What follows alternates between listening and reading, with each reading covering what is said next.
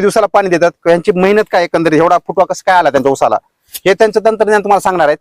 त्याआधी आपण पूर्ण व्हिडिओ पहा, त्यानंतर तुम्हाला समजून जाईल की एकंदरीत आपण 100 टन तंत्र ऊसाचं उत्पादन काढण्यासाठी काय वापरलं पाहिजे, कसं नियोजन केलं पाहिजे, लागवड ते काढणीपर्यंत. आतापर्यंत जर बैल तुम्हाला 2, 2.5, 3 महिन्याचा प्लॉट आहे. जर फुटवा बैल 10 ते 14 पर्यंत आहे, तर कसा आला फुटवा आणि एकंदरीत तंत्रज्ञान. नमस्कार भाई साहेब. नमस्कार सर. आपलं नाव सांगा पूर्ण. सर माझं नाव अजित महादेव पाटील, मी राहणार एकुरका, तालुका कळंब, जिल्हा धाराशिव. तुमचा मोबाईल नंबर सांगा एक. 7504 009 009.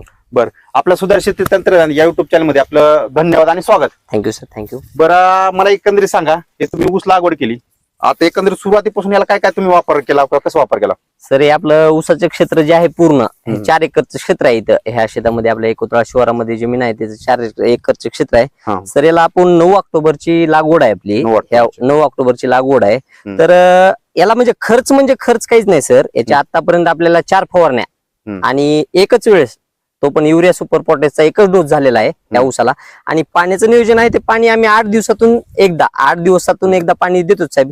पण याचं कसं झालेलं आहे सर, ज्यावेळेस आपण ऊस लावला, 1 महिन्याचा ऊस झाला, त्यावेळेस आपण याची बाळबांधणी जे म्हणतात का शेतकरी, पश्चिम महाराष्ट्रातले शेतकरी जे बाळबांधणी करणं म्हणतात का, की जे आपल्याकडे आजपर्यंत कोण करत नव्हतं, त्याची बाळबांधणी म्हणजे साहेब आजपर्यंत या ऊसाला मी 3 बैलांना 3 पाळ्या घातलेल्या आहेत आणि ट्रॅक्टरची एक माती थोडी लावलेली मी आतापर्यंत, का तर पाणी जाईना त्याच्यामुळे माती लावलेली आहे. आणि अजून तर ऊसाला ड्रिप केलेलं नाही मी. हे पाणी जे आहे ते पाट पाण्याच्याच हिशोबाने चालू आहे सगळं सर. जी बाळबांधणी करतो आपण सर, ऊसाची बाळबांधणी, मला एकाच अनुभव आला की ऊसाला एक त्या टायमिंग मध्ये बाळबांधणी म्हणा 2 पाळ्या ज्यावेळेस झाल्या त्यावेळेस ऊसाचा फुटवा जास्त झाला.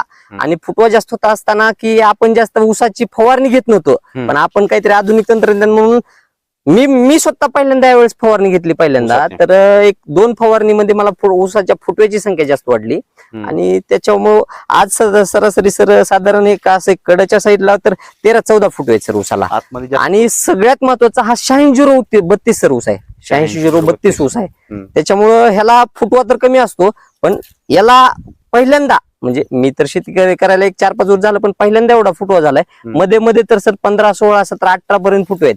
आणि एकरी 1700 ते 1800 किलो बेणं लागले सर मला. 1700-1800 असं नाही की 2.5-3 टन नाही, मी 1700 ते 1800 किलो बेणं लागलेलं आहे एकरी मला सर ऊसाला. 2 कांड्यामध्ये अंतर तुम्ही ठेवलं? 4 बोटाचं अंतर ठेवलेलं आहे आणि आपली 5 फुटी सर आहे. पण अजून ह्याच्यातून थोडं लक्षात आलं सर की 5 फुटापेक्षा 6-6.5 फुटाची सरी राहावी असं माझं वैयक्तिक, जास्त अंतर राहावं असं माझं वैयक्तिक मत आहे सर. का तर आजच्या दृष्टिकोन 3 महिन्याच्या ऊसाला जर एवढं आपल्याला होत असेल, तर ऊसाचं दाटवा म्हणा म्हणजे त्याच्यासाठी 6-6.5 फुटाची सरी राहावी असं मला वाटतंय सर. आता बरं, आता फवारणीमध्ये काय काय वापरलं त्याच्यामध्ये एकंदरीत तुम्ही? एकंदरीत काय सर,